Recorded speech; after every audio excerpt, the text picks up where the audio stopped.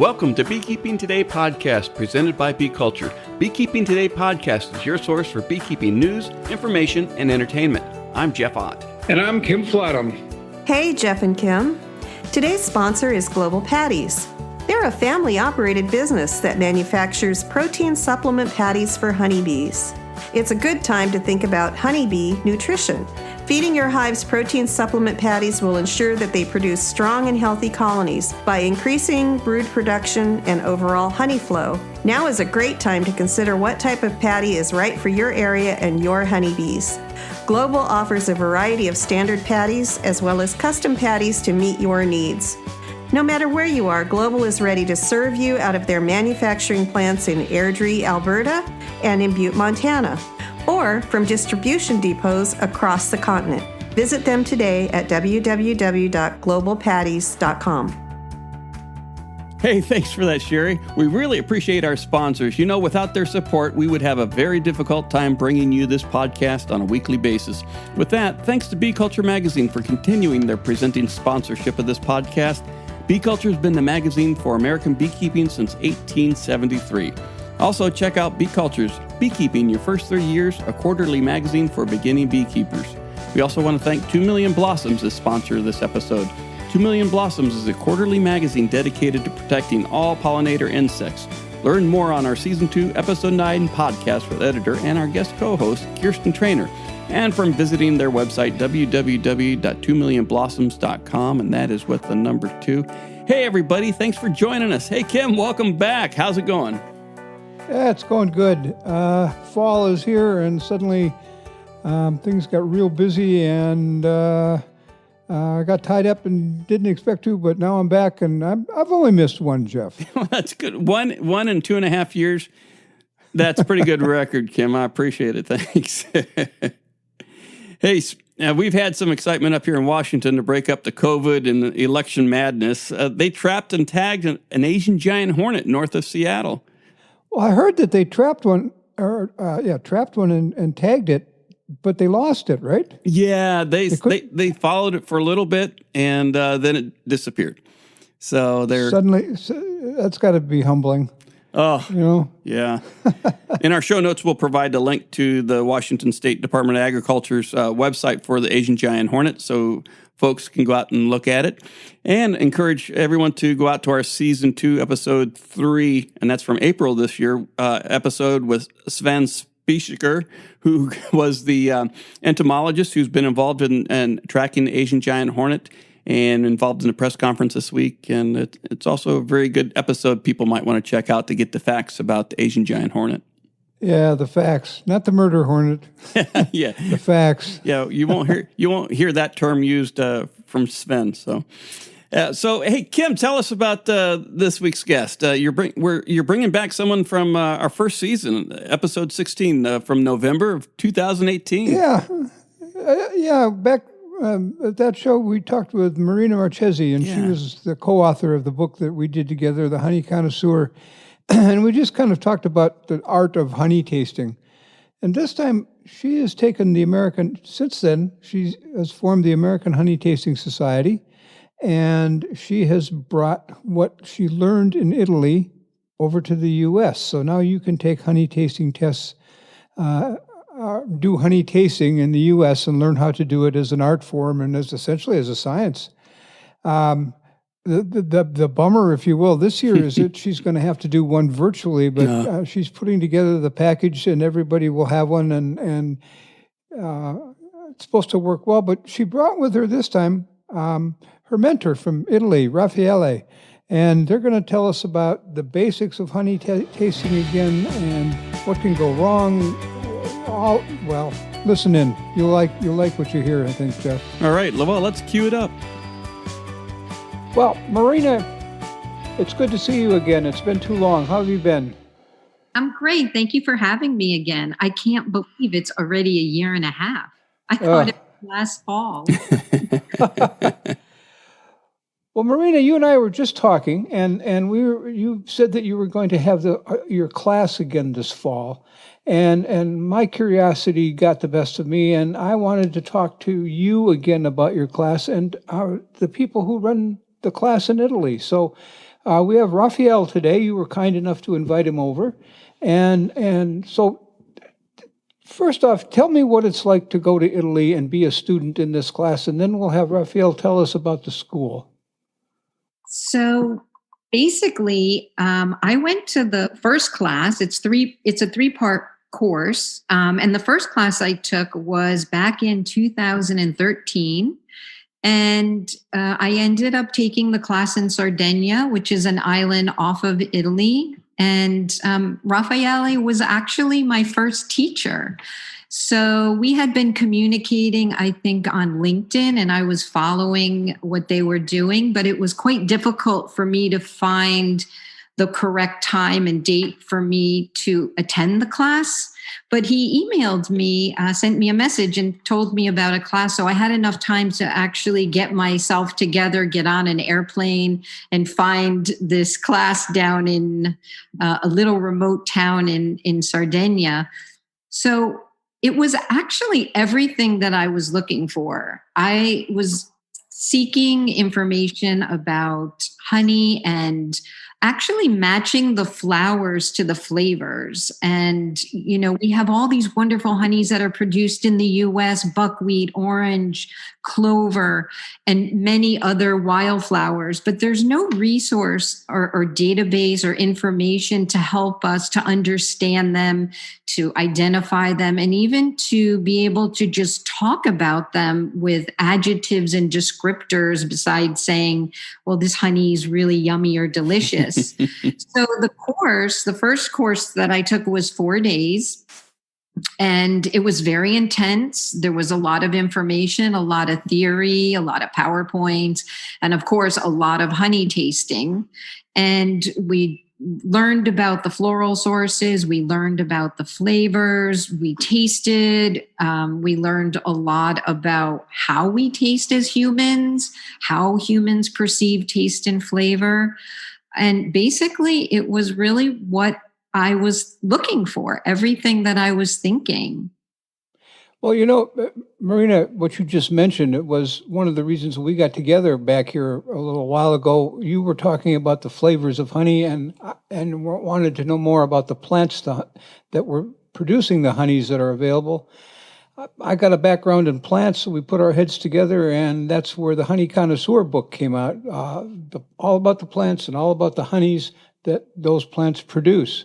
So that's where that came from, and I still use it. I'm still able to use it. We're going to talk a little bit about something in a minute that came out of that book, but hold that thought. Raffaele,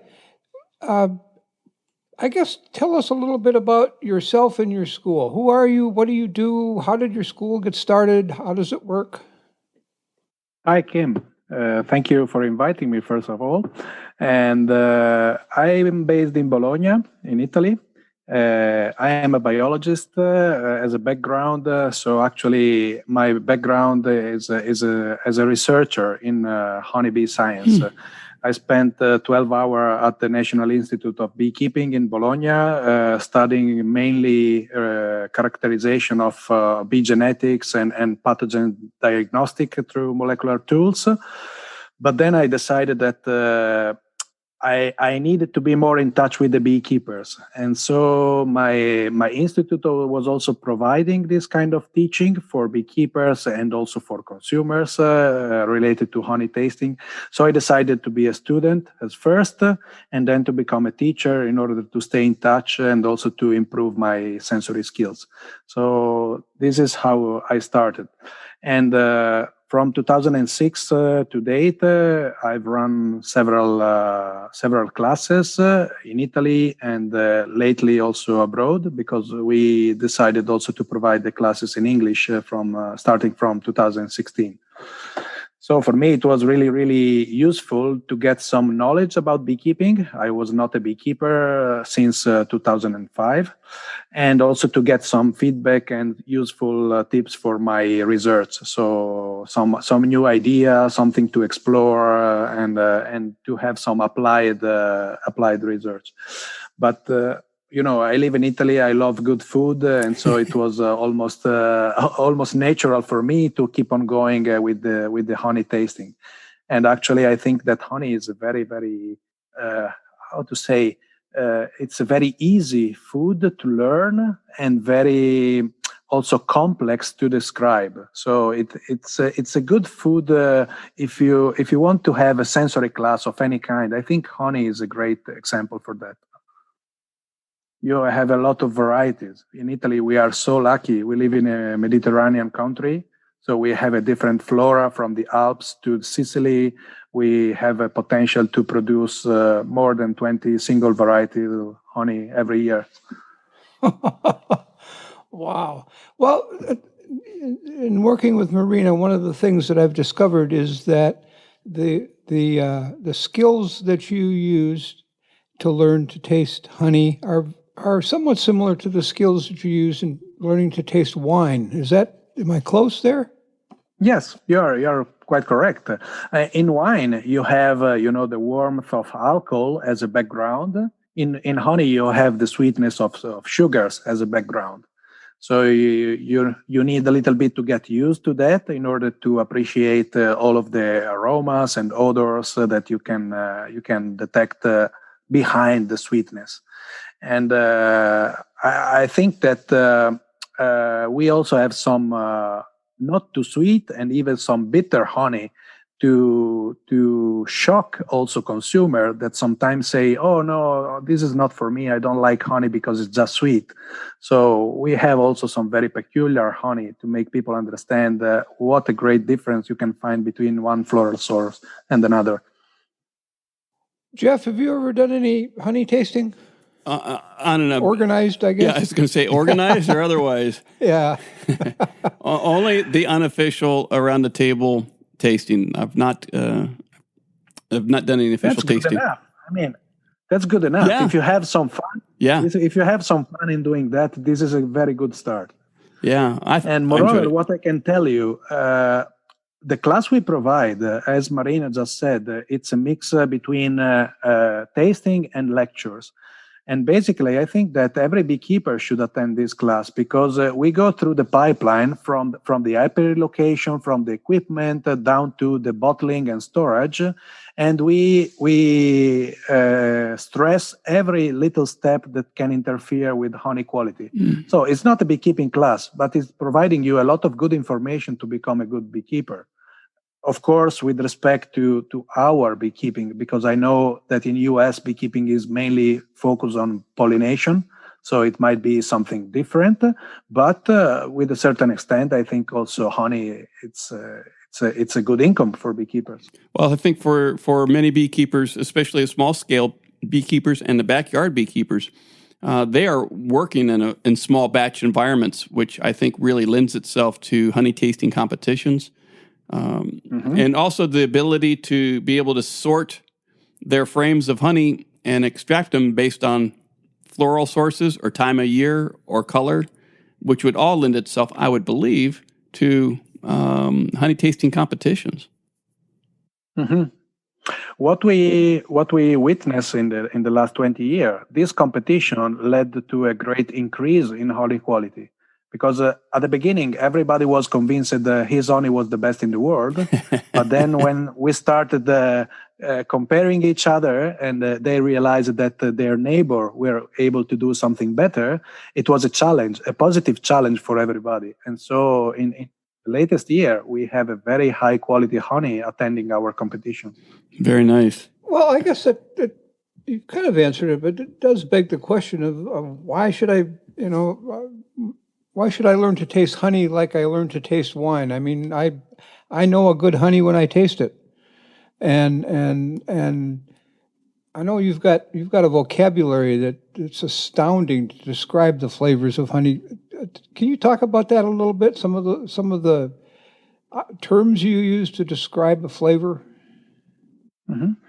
I can start, and maybe Marina, you can add something later, because as you know, the background of vocabulary and also our olfactory memory is related to our tradition and childhood. So it's very different from country to country, actually. So we might change some terminology with respect to where we are teaching because the references are different. But basically, yes, we use a wide range of vocabulary from the floral range, but not many honeys are floral, from the fruity, warmth, chemical, or spoiled. So we have a lot of descriptors, general as a main family, and then we go down to peculiar descriptor in order to make easier for people to understand. But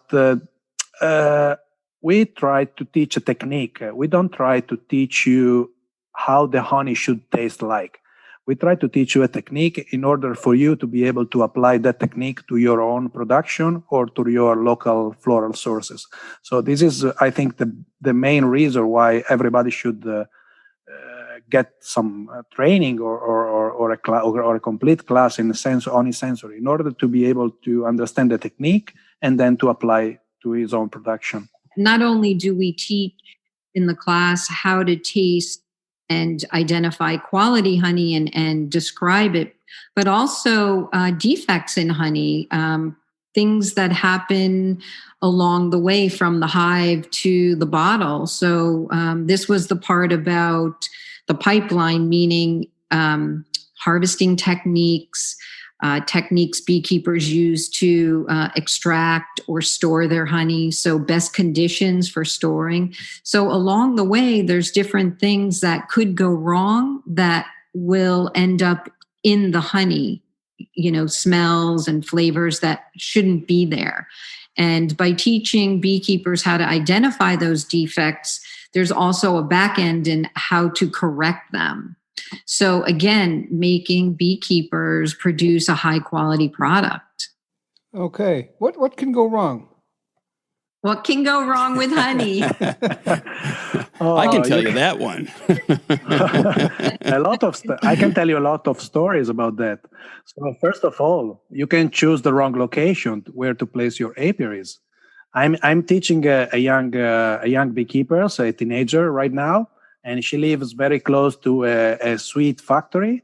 So this spring, he was so happy to having his first harvest of honey, and then I ended up in having in my hands blue and green combs. And so we were investigating where this honey were coming from, and it was spring, so a lot of blooming was around us. But then we realized that just 1 kilometer away, there was a factory with some spillover of sweet syrups, and bees were taking advantage of that. So this is an example of something that can go wrong, actually. And then, things like the beekeeper uses too much smoke and the smoke gets absorbed into the wax and the honey. Then there's things like using moisture control. Moisture control for fermentation, for instance, can go wrong. Thymol, overusing and misusing varroa treatments. So that could end up in the honey. There's a whole array of problems that can happen. A lot of beekeepers are convinced that you have to harvest honey when the comb is fully kept because honey is correctly ripened. Normally, this is the truth, but the real truth is that the honeybees, they close the cap when the cell is full. So sometime it might be that there are environmental conditions not enabling the bees to correctly ripen the honeys. That's a good question on moisture and honey. You were right, and you're told when you start beekeeping that don't harvest a comb unless it's at least 80% capped. But what you're saying is that sometimes you can have a comb that's not, or a frame that's not even half capped, but yet the honey is ripe? Yes, that might be. For instance, this time of the year, normally during August, in Italy, we have eucalyptus blooming. Eucalyptus is normally in quite dry areas, and we have now 40 Celsius around with strong wind from south, very dry. So bees sometimes have to collect water in order to be able to harvest nectar as well. So they have to add some moisture. So sometimes you can have uncapped combs with very dry honey, and in other circumstances, you can have it the other way around. For instance, early spring or late fall harvest, when the relative humidity of the environment is high, bees cannot properly remove moisture. So they keep on ventilating air from the outside inside the hives, but they just pump in some moisture from the outside. So they cannot find the correct equilibrium between the moisture in honey and the relative moisture in the atmosphere. I guess the old proverb of test, the moisture content stands up then, no matter what it looks like when you harvest it, test, so that you don't harvest wet honey, right? Mm-hmm. Yes, you're right. Honey is like a sponge, so it keeps exchanging moisture with the environment also after the extraction. So if you leave, let's say, unattended supers, uncapped combs, or maybe post-extraction, you have exposure to moisture. Honey can still absorb moisture from the environment. So you have to keep on testing for moisture until you bottle it. Once you extract the honey, what's the best way? Is there a preference in terms of how to storage in the States? Many beekeepers will store, at least backyard beekeepers will store their honey in 5-gallon pails or larger. For competition and for honey tasting, do you recommend a specific size of container to store your honey? Well, this depends from the organizers of the competition. So they normally ask for a standard, let's say, or just a single size jar in order to make the entries anonymous. So they don't want labels. They want the same kind of jar in order to make everything anonymous from the beginning. But for storage, I would say glass is the best to store honey long term. If you have to store it in larger container like pulls or drums, this is okay. But you have to pay attention to keep it also in a chilled environment, not to warm them, because even if you use food grade plastic, that means that this is not harmful for the consumer, but some flavor, if you expose them at the warm temperature, they can be released from the plastic. And the same is for the drums. Normally drums are painted inside, and this paint is protecting them from corrosion. But those kind of drums are also recycled several times. Sometimes they get bumped, they have some cracks inside, and honey is very corrosive. So you can get some metal taste from long storage in the drum. Best for honey is to stay in the dark, some sterile environment. Not sterile is not the right English terminology. Let's say like glass, so with or stainless steel, for instance, and possibly, let's say, below 20 degrees Celsius. From 4 to 20 degrees Celsius, this is a good range to store honey properly to avoid aging. Jeff, we just recently we talked to Jay Evans, and he was talking. Remember him talking about funky honey? Yeah. And it turns out that it had how long it was stored. So is there a time frame of storing honey that I need to pay attention to? Again, so this is going down to the regulation, because we think about honey as the food for the bees, but actually honey is a legal definition of a food. So every country you go, honey has a different definition. We have the honey law in Europe, which sets some parameters, but in US you have a different law. So I would say until you stay into the parameters that are set to the law, from the law, you are in the right position. But then if you ask me, what should I do to preserve honey at its best, and how long can I keep the honey in order to appreciate its properties from a nutritional perspective and also from an organoleptic perspective, I would say the sooner the better. So the best moment to consume honey is as in the comb, let's say, before extraction. That's the best way to consume honey. So you probably shouldn't enter the honey from the Egyptian pharaohs into a honey tasting contest, is what you're saying. No, that would be okay to eat, no harm for the consumer, but it won't be much delightful. Yeah. Marina, you mentioned earlier about crystallization. Does that do anything to the flavor? Well, crystallization, one of the things that I found so interesting in the class is that There are many different kinds of quality of crystallization. I mean, people talk about, oh, it's crystallized, it's fine. But one of the things that I learned is that the quality of the crystals really matter. And there's different kinds of defects, so to speak, of crystallization. Generally, if it's homogenized and it's all even, it's fine. But sometimes honey that's overheated or exposed to moisture will separate and do different things like sort of layer and also kind of, it looks like a foam, like incomplete crystallization and different kinds of faults or defects. So I think it's interesting to teach about crystallization because there's so many different factors that go into it. And I think the quality of the crystals really matter. And that's important for beekeepers to learn. Well, when I'm making crystallized honey, creamed honey, I always begin by having a starter, what we call a starter. And that's a very, very fine crystals that I mix in so that the crystals that form using those as the nucleus of crystals are also very, very small. So if I had a bigger crystal, is that going to affect the flavor?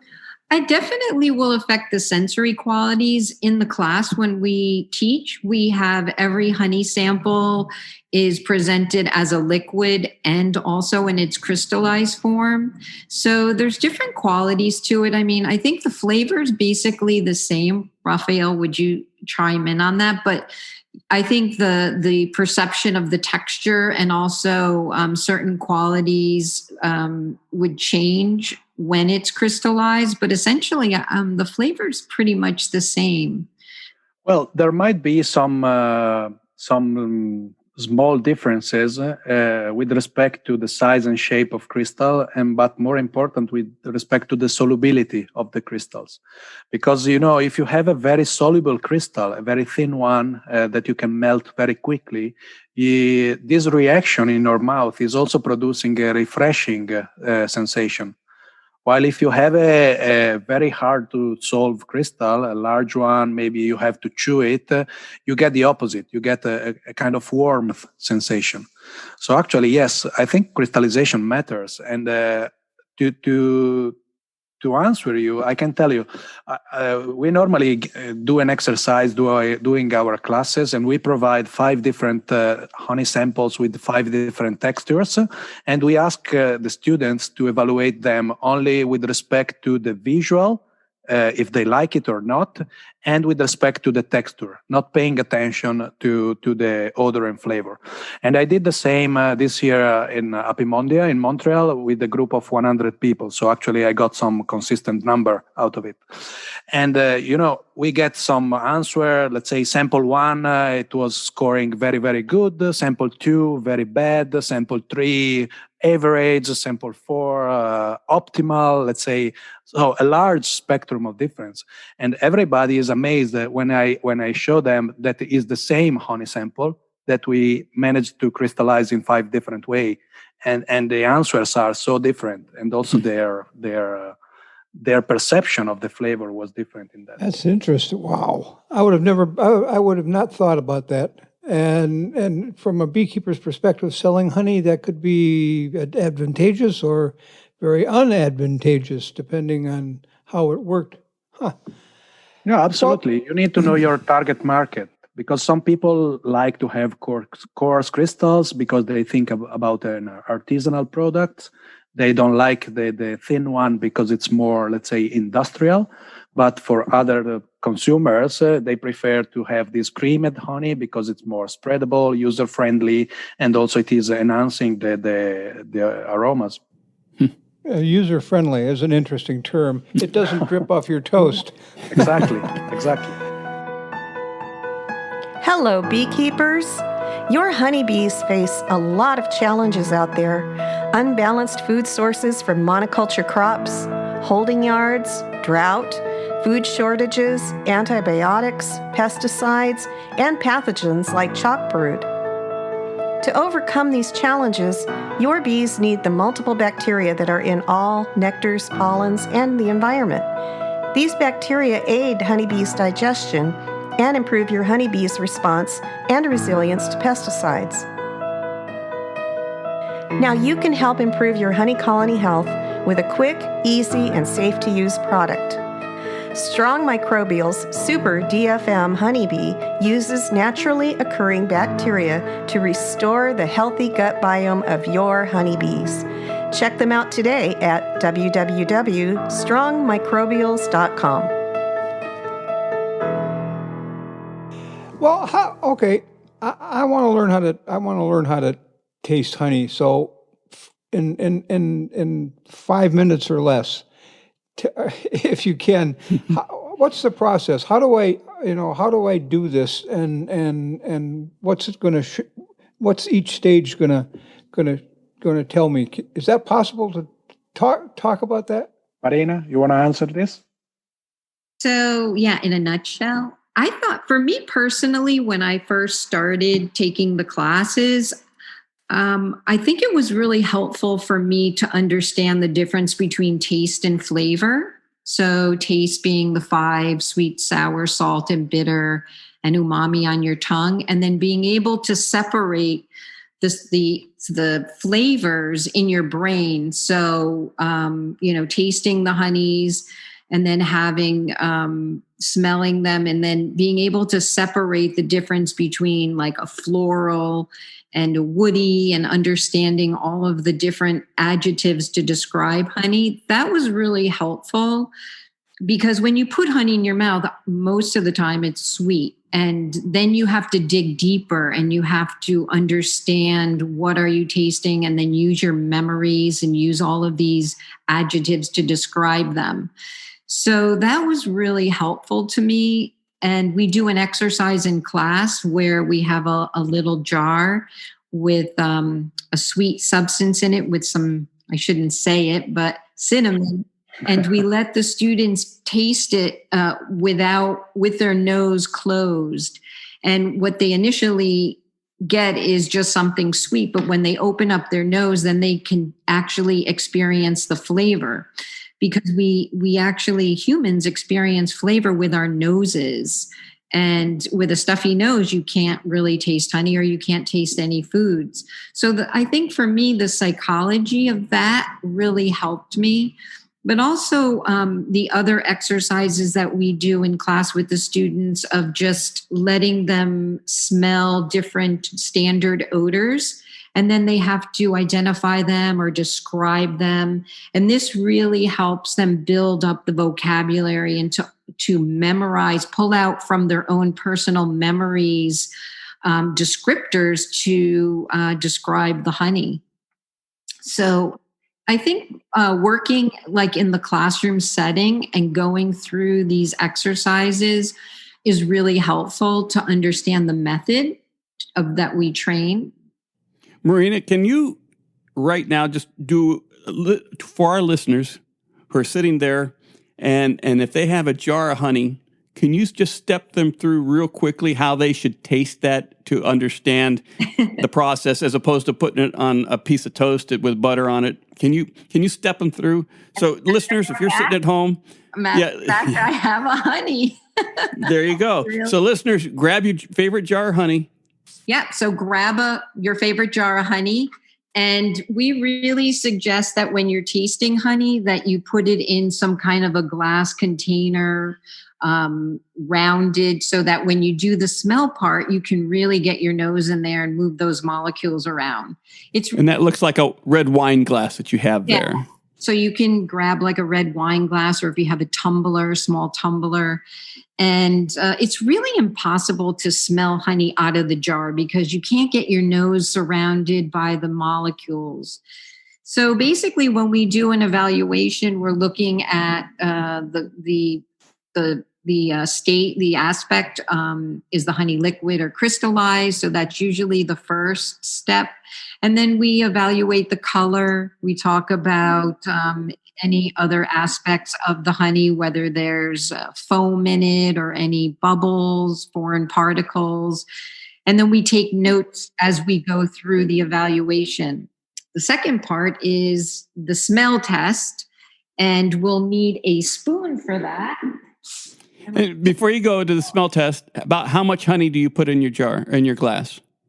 You have there about a quarter cup? About 2 teaspoons. Okay. I was close. I have a little bit more in here, but okay. So what we like to do is we use basically a spoon, a plastic spoon. Metal's not so great because it could affect your ability to taste. We don't usually use wood. Definitely not a half of a coffee stir or a plastic straw. It's really nice to use a spoon. So what we do for the smell evaluation is we smear the honey around the sides of the glass. Don't worry about making it look messy. And then we stick our nose in there. And the first thing that we do is evaluate the intensity of the smell. And usually in the classroom, when the students have no references to be able to compare it to, we walk them through what the intensity. So it can be either a very light or delicate intensity or even non-existent. There's no smell, or it can be super intense. And this one is actually, I would say, medium to intense. And then the next step is usually to describe what you're smelling. And you can use the honey wheel from that, or you can even just use your own memory, your scent memories that you've pulled from your brain. And for this one is a very floral honey. And I get sort of notes of butterscotch, which might give it away. But I get a lot of sort of confectionery, like sweet. I know honey is sweet, but I get a very warm kind of confectionery note from this one. And then the last evaluation is the taste. So with the spoon, you'll put it on your tongue, let it melt a little bit, let the heat of your body spread it around your tongue, because I want to interrupt you. I want to interrupt you here for a second, Marina, because when you say put it on your tongue, the front, middle, or back of your tongue? Yeah. So I would put it on the middle of my tongue, but I would let it spread around because we have taste buds all over our tongue. We also have them on the side of our mouth and on our top of our soft palate, even some down our throat. So I think it's really important to add some saliva to it and then actually just let it melt all over your mouth, because our tongue is where we're going to start perceiving things like the sour notes or the bitter notes, salty, if the honey happens to be salty. So that's the part of the tongue where you're going to gather that information. And then when you breathe, those molecules are going to go up your back of your throat, up to your nose, and reach your olfactory bulb and translate those molecules into flavors in our brain. And that's where we have to try to describe what we're tasting. One of the things that I want to go back when you said one of the memories you have when you smell this is it floral, and am I correct in assuming that a rose has a very floral aroma, correct? Yeah, rose. So there's many different kinds of florals. There's lilac, there's honeysuckle. So, when you're tasting many different honeys from different sources, you may come across a rose or a lilac or a honeysuckle. So, floral is what we would call a general flavor family. And then you can break it down into trying to describe perhaps the type of floral, or whether it's a dry floral or it's a fresh floral, or even the stem of a flower or the leaf of a flower. What is interesting here is that not many honey bring the odors of their flowers, so not from the plants they come from. So it's not so likely. Very few honeys you can find the smell of the plant. So I get a floral, and what's something that isn't floral? What's another thing that I can smell somewhere else that I can also smell when I'm smelling my honey? What's another descriptor? Well, there's the 9 flavor families that we use. So fruity, floral, woody, vegetal. What's something that I would smell that would be vegetative? Hay, for instance, Okay. All right. Yes. All right. or green, the green tea. If you smell the tea bag, this is an example of dry vegetal. Or the stem of a flower, the stem, the stalk, or fresh broccoli. Or when you just cut your backyard, the fresh grass. This is a fresh vegetal. Okay. Then you can have maybe a processed vegetal. For instance, when you boil your soup. This can get complicated fast, can't it? There's no easy. So actually, the 9 family of odors are just the first layer of descriptors. Then you can go to a second or a third layer and going deeper into the definition, becoming more and more precise in assessment. And that's your flavor wheel that you have in your book. Yeah. So I can see that from with my limited experience doing this, I would need something on that tasting wheel to describe what that flavor really, or what that aroma really is, so that I have something to compare it to. And we do that in the classroom. We have an exercise where we actually smell different little odors and we describe them. And this really solidifies in your brain what maybe rosemary should smell like, or maybe what a nut should smell like, or the skin of a nut. So this exercise is really great in the classroom to get people using their brain along with their nose and really start talking about honey or descriptors. That experience would give me the memory I need to begin this process. I can see that. Now that to me would be very helpful, is to do what does vegetative smell like, and you hand me a bale of hay. Exactly. Okay, now I got it down. That's exactly what we do. And this is how we teach people, by hands-on experience of smelling and tasting the different samples that we pass around. Is floral the same in the U.S. as it is in Italy? Would both of you use the same word to describe honey? Yes, we normally use rose, we use jasmine, we use those kind of fresh floral references.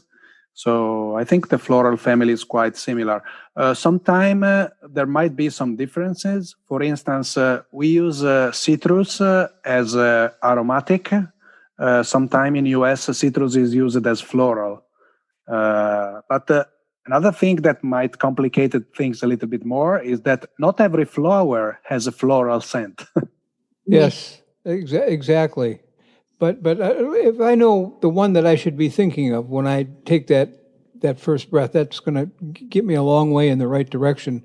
So what you're saying is that there really isn't a cultural difference when it comes to tasting honey. Yes. I mean, our background is different, everybody. But those differences, for instance, even when I'm teaching in Italy, if I have a class in Milan or a class in Naples, people have different descriptors because they have different foods, they use different vegetables, they have a different background and traditions. So what is really helpful in doing this kind of exercise, you need to start smelling every day in your ordinary life, not only honeys. So everywhere you go, if you go for an haircut, if you go to fill the gasol in your car, or if you go to your billiard, pay attention to your nose and try to listen to your nose and pay attention, put some reference in your mind, try to describe them. So this is basically a lifestyle you should get into. Do some people have a better sense of smell than others? I mean, yes, there might be some physical differences. We normally say that youngsters are more, let's say, fresh in detecting the smells, and you lose some of your your power during aging. But then you recover this, what you lose physically, you recover with experience. So you have more vocabulary, you have more memories, and then you can still perform even if, let's say, some buds are gone. Yeah. Well, maybe there's a chance for me yet then on learning some of this. Well, Marina, you've got a class coming up this fall where I can go and learn all of these things. How is your class going to work? So we're in the process right now of planning. It's going to be a 3 days course online. And basically, we're going to do somewhat of an abbreviated version of the in-classroom 4-day program that we have been doing. Students can sign up on our website, the AmericanHoneyTastingSociety.com. And when it's not launched yet, but we plan on doing that soon, they can sign up and they will receive a kit in the mail, which will have all of the honey samples and the materials that they'll need to participate in those 3 days. And they can log in on, and we'll be teaching. It'll be me, Raffaele, and John Luigi, who's also based in Bologna. And the three of us will be running the class on Zoom. So I'm going to get a bale of hay in this kit, right? So I know what... We'll send you extra hay. Okay, that's good. Well, Jeff, you'll have that contact information on our webpage? You bet. And we'll have all this information on the show notes and the website. You bet. Okay, all right. Well, we're about ready to wrap it up, but what did we miss? What's the biggest element of this that I didn't ask you about that's important? I think we covered pretty much everything. We might talk a little bit about contests, the importance of contest, but we talked about that earlier, saying about the improvement of honey quality. What else? Well, I really just wanted to add that basically you can learn to become a great taster. Nobody really walks into the classroom as an expert. Some people might have more sharper skills, but after the class and once you learn this method of tasting honey, you can go back and you can practice, you can self-train, and you can really become a better taster. The methods are very easy to learn, but they take some time to master, and you can practice at home. And I know for myself, since I took the first class in 2013, I've been working very hard and teaching and working with honey regularly almost every day. And I've seen quite an improvement, and it's possible for anybody to really become a very good taster. I can confirm that also we had some wine sommelier attending our classes and also some olive oil assessors. And after they had experienced honey, they stated that honey was really opening their mind and helping them also to get some new descriptors to apply to wine or to olive oil as well. So I can confirm that.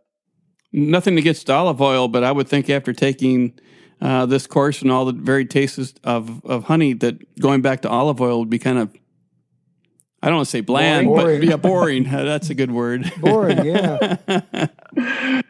Well, of course, it's again a single ingredient food, that's honey. There are very different varieties of olive trees, and with respect to the climate, you get also a wide range of descriptors.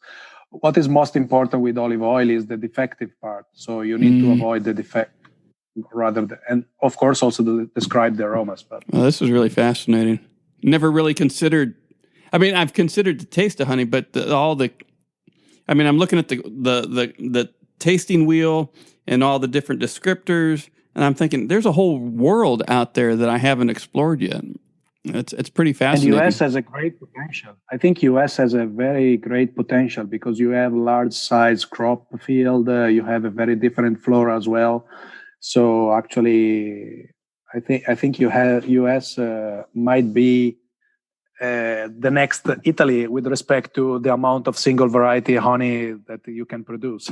Well, we've been trying to push honey varietals for a very long time, I know. So this is pretty exciting. Adds more to that pursuit. I'm going to add one more thing here, Jeff, before I forget it, is that one of the things that Marina wrote about in her book was you can grow a locust tree in Wisconsin and a locust tree in South Carolina, and the honey that comes from the same tree, the same variety of tree, will be different because of the environment that it grew up in, the weather that it experiences. And there's a word for that, Marina. Yeah, terroir. Terroir. Terroir. So once you learn the taste of locust honey, then your next question is, okay, is this locust from Wisconsin or is this locust from South Carolina? And it gets there's another level there that you can learn. And I think I'm too old to learn all this anymore. Well, we have a lot of work to do in the U.S. We do a lot of honey, and we have a lot of honey to taste. And we've got to get all the beekeepers together to start exchanging and sharing information. And we'll all be better honey tasters. Well, it sounds good. I'm going to start with your class, Marina. Jeff, you going to join us? When is it? Yes, it sounds really fascinating. I like I said, it's a whole new world that I hadn't really even peeked at. So I appreciate this opportunity this afternoon. Yeah, it's been good.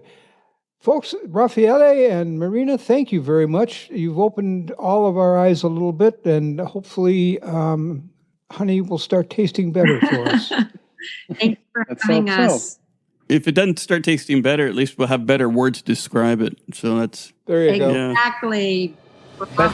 Better word to sell it. Yeah, absolutely. Well, thank you so much for joining us, and look forward to having you back and to your course this fall. Thank you. You're most welcome. Right. Thank you. Take care. Hey, Kim, thanks for bringing Marina back and Raffaele. It's what a great time for this show, too, with everyone pulling their honey harvest and getting a chance to taste their different honeys. This gives them a great way of doing it. Yep, exactly. That's kind of why we shot for this time of year. But you know what interested me the most?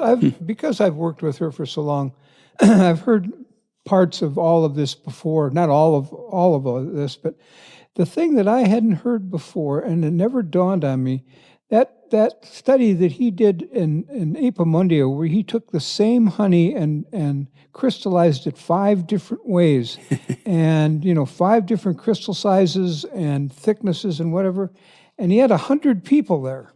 So we had a pretty good sample size, and you taste sample 1 and you'd get a reaction that was good or bad, and sample 2 and all that.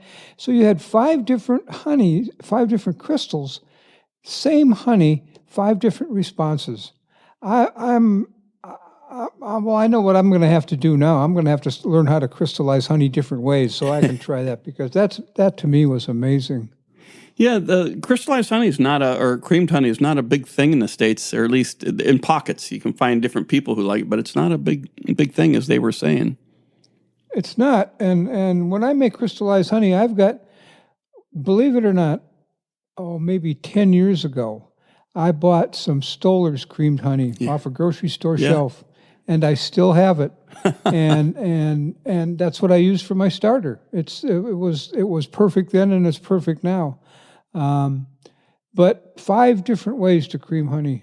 I'm amazed. The rest of it was good.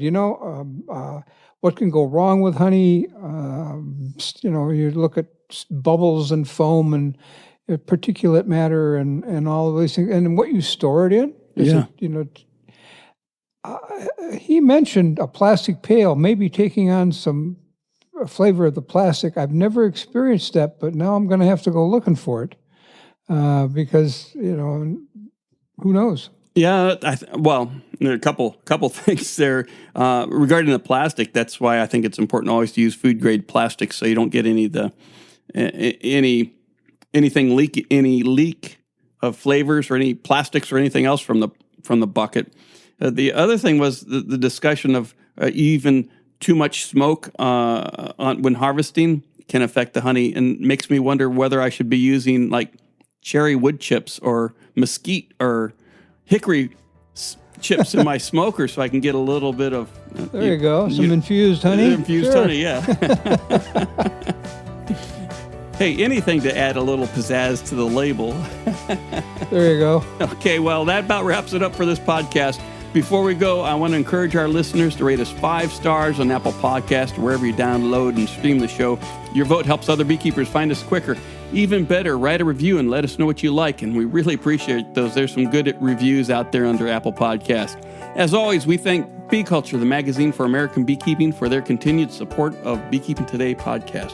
We want to thank our regular episode sponsor, Global Patties. Check them out at www.globalpatties.com. We also want to thank Strong Microbials for becoming the latest supporter of the podcast. Check out their probiotic line at www.strongmicrobials.com. And finally, we want to thank you, the Beekeeping Today podcast listener, for joining us on this show. Feel free to send us questions and comments at questions@beekeepingtodaypodcast.com. We'd love to hear from you. Anything else, Kim? Well, you mentioned those questions and comments. We've been getting quite a few, and we appreciate the interaction with the people who listen, and keep it up. Please do. Thanks a lot.